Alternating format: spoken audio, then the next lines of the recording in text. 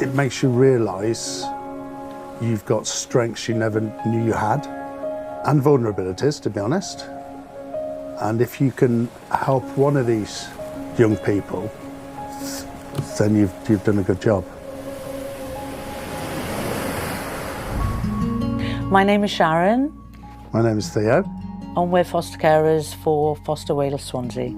So we started fostering over 10 years ago. And of course we knew nothing about it at all, kind of unsure about where to go for the information. The local authority have responsibility for all children that come into care. So I would say the first port of call is to phone the local authority and they will actually send someone out to talk. It's very daunting when you first go to the training and stuff like that. But then all of a sudden your strengths come out to the fore and you think, well, I can do that. And it's the best thing that we've ever done, really, yeah.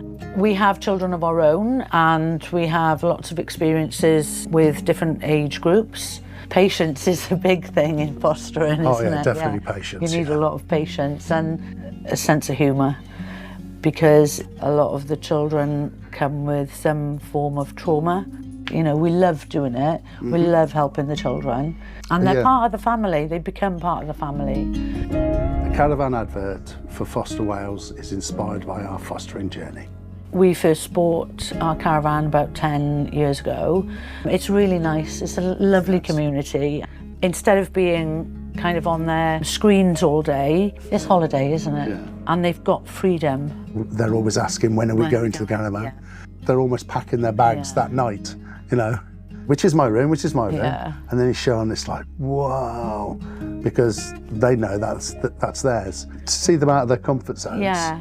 And to interacting with the doing other things, they just come out of their shells, you know, and then that helps later on in life.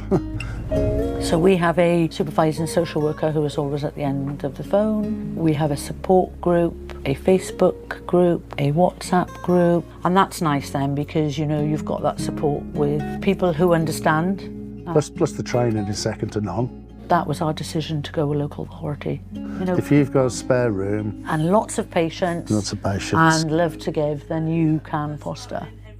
I'd like to think that we've been part of the process that has helped them to adulthood. Wow, I'm tearing up thinking about it now. You know, the 11-year-old little girl that we've got now, if you ask her what she wants to do when she leaves school, her reply has always been, I want to be a foster carer, which is fabulous. That's what it's about. Yeah. Making them feel safe and wanted. Secure, loved. Yeah.